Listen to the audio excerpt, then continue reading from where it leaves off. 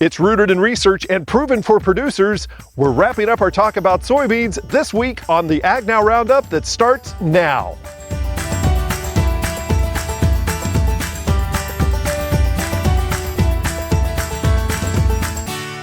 Well, good morning and welcome to the AgNow Roundup. My name is Dave Deacon. If you've watched the past few episodes, you know that we've been talking a lot about soybean production ahead of planting. We've talked with researchers and extension specialists from all over the country. And this week, we're looking back at some of the practices that make Missouri, Ohio, and South Carolina successful when it comes to soybeans. We'll be taking a look back at some of our conversations with Ohio State's Dr. Laura Lindsay, University of Missouri's Dr. Andre Frias de Bourget-Rees, and Clemson University's Dr. Michael Plumbley. But first, we're taking a look at a very busy weather week across the Ag Nation with meteorologist Matt Makens.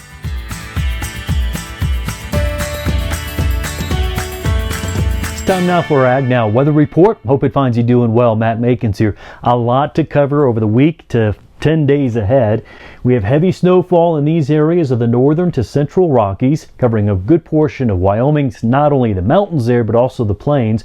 That risk is going to be the 6th through the 7th. Then we have this area of high winds and high fire danger, mostly the high plains of New Mexico, Colorado, western Kansas down to the panhandle of Texas, and those winds are going to be the 6th and 7th. Then as we get closer to the central states, we have severe weather risks around the 6th from Kansas southward to Oklahoma, may extend into Texas and Nebraska. Then we have risks of severe weather down in southern Oklahoma and Texas as we get into the 8th.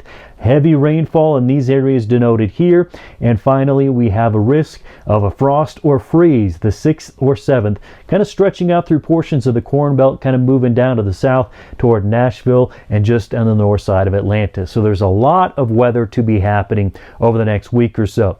Let's take a look at the animation, the storm flow. There's your clock. It's set to mountain time.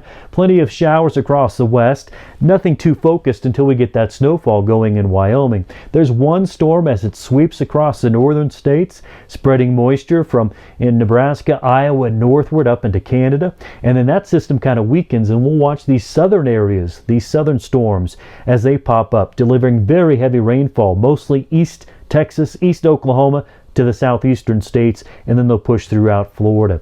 So we do have an active storm flow coming through, and it's going to provide multiple rounds of precipitation, including some severe weather and both rain and snow. Let's focus on total precip for right now. A couple of bullseyes kind of grab my attention. Certainly this one down to the south, and then secondary area would be that one of the northern high plains. Let's fly down to that southern bullseye. So we have Louisiana, here's East Texas, East Oklahoma, we're into Arkansas, we have Tennessee, on down to the south. You see this bullseye right in here? It's kind of centered right now around Monroe to Greenville, and we have within that area 4 to 5 inches of total rainfall on the way. But even this red boundary, that's at least 2 inches of total precip on the way. And most of that is going to be during the next week. It does come with the risk of isolated flooding, maybe too much rain at once, obviously, and some severe thunderstorms. Let's go to the other bullseye, and that was the one from Montana to northeastern Wyoming. Within that area, not talking about those kind of big totals down to the south, but we'd certainly have more than an inch, upwards of 2 inches possible, and maybe some very isolated areas here, kind of getting closer to Rapid City, that may pick up more than 2 inches of total water. So that's quite a bit, obviously. This bullseye is going to be a combination of rain and snow. Some folks, it's all going to be snow, and those snowfall totals, again, kind of around Lead, Rapid City, up into northeastern Wyoming, some of those totals will be well more than a foot of snowfall. Could be a foot and a half. You get more into the mountainous ranges here, and we're going to be looking at a couple of feet of snowfall, especially this one just in north central Wyoming. Snowfall across the nation, there's that area I just highlighted. We'll have other mountain snows here for the west. New England has some snow, but you don't see really much of a snow indication from the northern plains, central plains, or southern plains, because the storm flow moving through is warm. It's April, we're transitioning to the warmer months, so the risks of cold weather producing snowfall, that has decreased. But we're increasing the risk of severe thunderstorms. Let's go beyond this. This was kind of focusing on the next week to 10 days. Here's week number 1, kind of focused on that. Week number 2, the 11th to the 18th, focusing moisture on the southeast, drier in the corn areas. 18th to 25th, we'll spread moisture from Texas all the way up toward the Great Lakes, covering a lot of soybean country. 25th to 2nd of May, we're a little bit more moderate across the country, meaning not so many extreme dry areas or extreme wet areas. It's a little bit of a tamer weather pattern. Temperature-wise, this week, we do have the cold focusing on the east. That's where the frost or freeze is possible. It's also cold out to the southwest. For the 11th to 18th, we'll have a little bit of lingering cold around Texas to the southeast, but warming up for the northwest. 18th to 25th and 25th to the 2nd, we see conditions kind of moderating a bit, getting a little bit tamer as we close out the month of April. That's this week's AgNow Weather Report. We'll catch you the next time.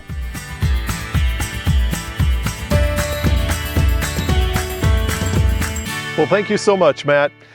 This week, we're recapping the past few weeks of discussions about soybeans with some of the top researchers at land-grant universities across the country.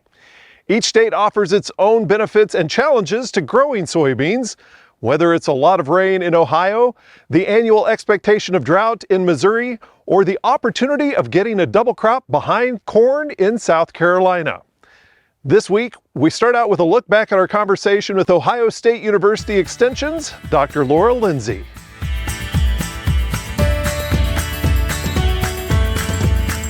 Yeah, so Ohio is a wonderful state for soybean production. We have very high yields in the state. We're kind of part of the corn belt, but I like to call it the soybean belt. We actually have more soybeans in Ohio than corn. So on average, we have about 5 million acres of soybean and about 3.5 million acres of corn. So soybeans are a very good crop to grow in the state of Ohio. What questions do you get from soybean producers across not only Ohio, but maybe some of the neighboring states that come to you?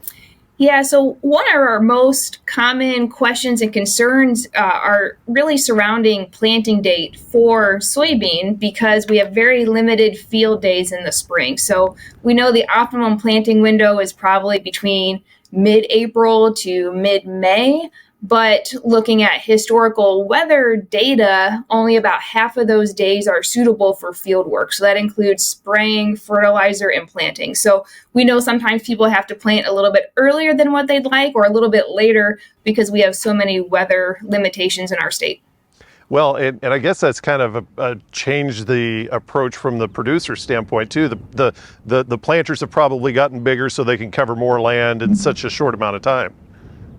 Yeah, absolutely. Cover as much land as you can and take advantage of a nice day. So I think that's what our growers have really learned. If you have good weather, you take advantage of it. Now, I am asking the soybean specialist this, but every year, I mean, it comes down to, are we going to plant corn or are we going to plant soybeans first? In 24, what are you hearing from producers? So that's really interesting and something I'm working on with our corn agronomist, Dr. Ashler Ortez. We actually did some head-to-head comparisons of corn versus soybean last year. But in general, I feel like farmers are maybe shifting to prioritize soybean planting first if they don't have two planters. If they have two planters, they're going to hit both crops. But I think there is a shift maybe to planting soybeans a little earlier. And that's mostly because if you plant earlier, it may be less ideal conditions, maybe a little bit colder, a little bit wetter. And we know that soybeans are more resilient to that stress compared to corn. You want to plant corn when you have good conditions, so you get nice, even emergence.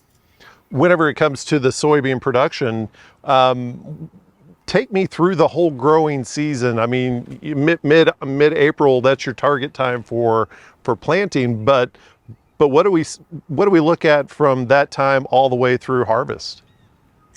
Yeah, so ideal planting days can shift north to south, right? So maybe in the southern part, it'll be more like mid-April. It could be later in the more northern portion of the state.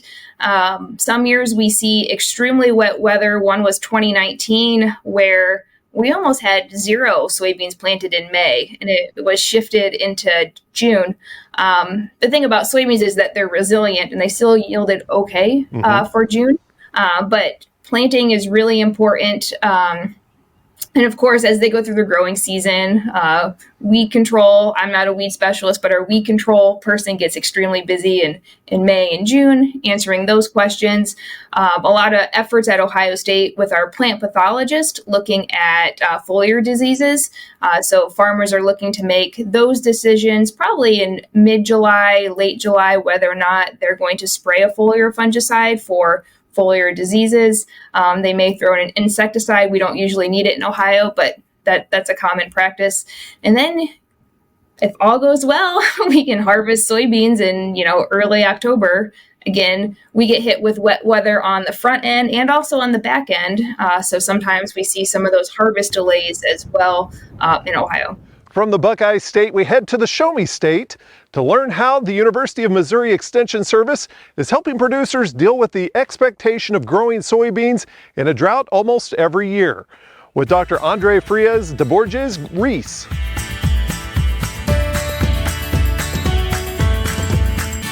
Historically, Missouri has to deal with drought spells and drought stress during seed feeding, but last year it was the opposite. We had a dry early season, so it was a challenge to have the canopies, the crop canopy closing the rows, mainly in the 3rd-inch row spacing configuration. So a reduced vegetative development because it was very dry. And then later on, after August, late July and August, the rainfall resumed, and the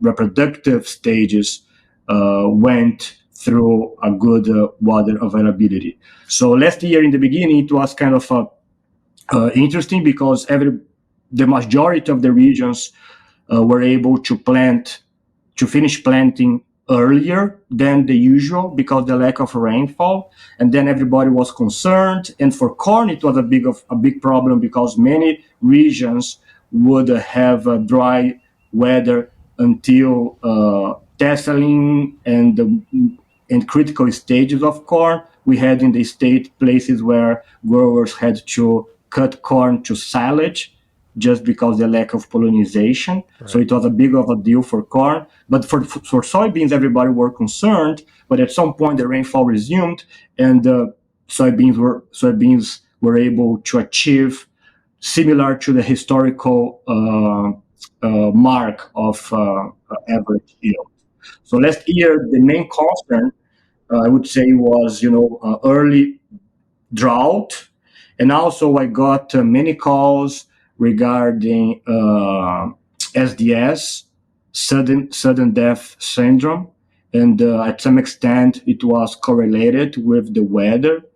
And also I'm learning on the way that cyst nematode is also one of the main biotic problems in Missouri, and we got many calls, many requests about this topic as well. Earlier in that, you mentioned the row spacing at 13 inches and the lack of filling the canopy. I imagine there was some weed pressure built into that because you obviously want the plant to grow fast to fill in that canopy to keep the weeds down. What were you telling producers the best management strategy on those weeds? When the crop is not able to close the canopy as soon as possible, weed pressure become a problem, right? And the recommendation for that will depend from field to field. Sometimes you have resources or still time to reapply some post-emergency herbicides if it is feasible. But sometimes it's too close to, for instance, reproductive stages, and then applying herbicide would be a problem. The row spacing issue it's getting more under spotlight lately because there are places pushing yields higher and higher. We are talking about high yield environments, and then the question turns: okay, is more likely to get a very high yield with more narrow or wide row spacing? And I guess everybody is aware of last year an individual reported a world record, soybean yield record in Georgia, and his field was in 3rd-inch row spacing, if I'm not mistaken. So then the question of, okay, what would be the ideal or the most recommended row spacing for a high yield environment? And the weeds are, of course, in the equation, because if you have to reapply, or if you are losing, not using light or radiation resources by the crop and leaving the weeds to use it, you have to come up with management. And by the time you are doing the management, the damage or the yield reduction, it may have already happened, right? So every time that you have to reapply or to go later to control weeds, for instance, it may mean that the yield reduction, the yield penalty is already there. Ideally, you should keep the weed pressure under, the minimum, since the emergency throughout the early and the late vegetative, and by the time the canopy is able to fully cover the soil, weeds should be fully controlled by that time. When we put the seed in the ground, the goal is to turn a profit on a healthy crop at harvest. And actually, many areas across the country have the opportunity to grow a double crop. Dr. Michael Plumbley tells us about the research that they are doing at Clemson University to help South Carolina producers grow soybeans after corn.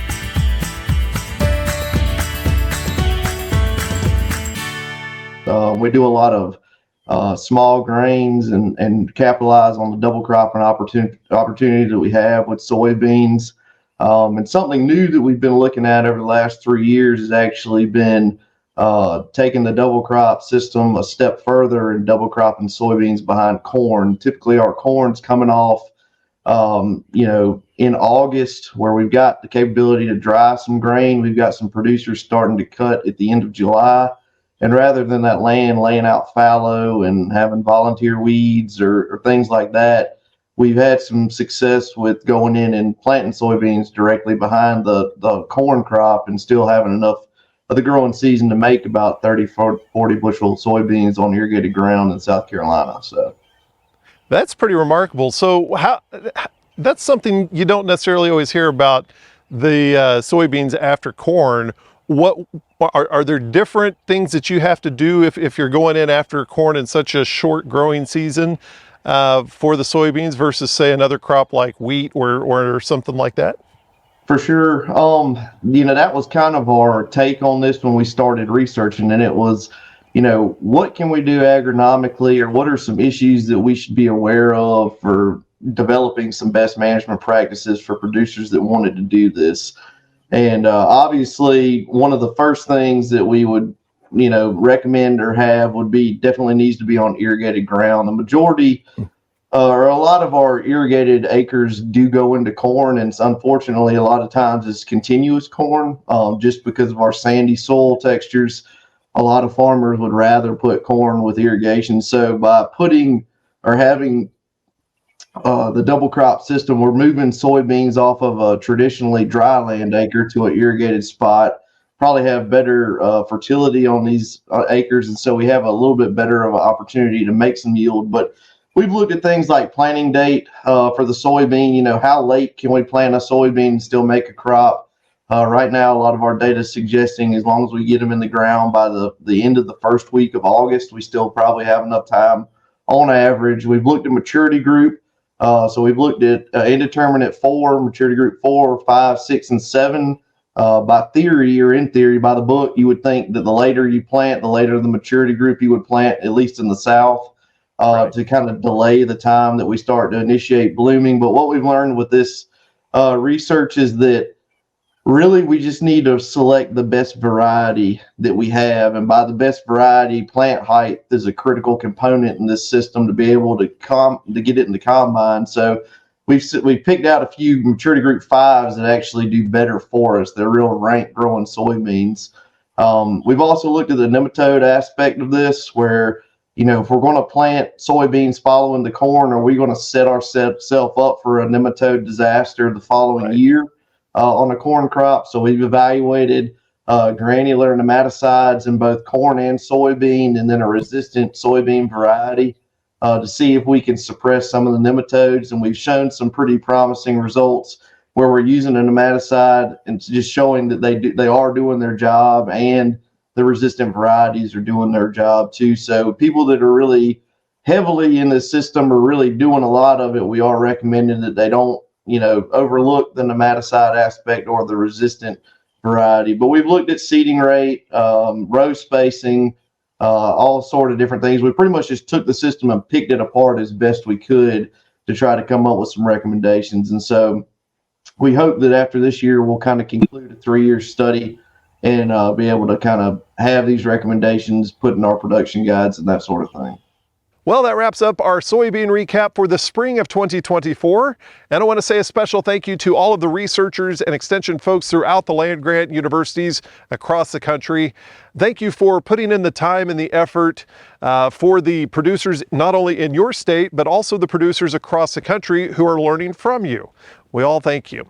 And I also want to thank all of the AgNow viewers who are tuning back every week and learning from all of those researchers and extension folks. We couldn't do this without your support as well. Well, if there's anything on the show that you'd like to learn more about, say soybeans, you can head over to our website, agnowtv.com. And while you're there, sign up for our social media. Check out our links to the downloads for our AgNow apps on iOS and, of course, the Google platforms as well. And while you're there, sign up for our email. It's all available at agnowtv.com. Check it out, and we will see you next time on the AgNow Roundup.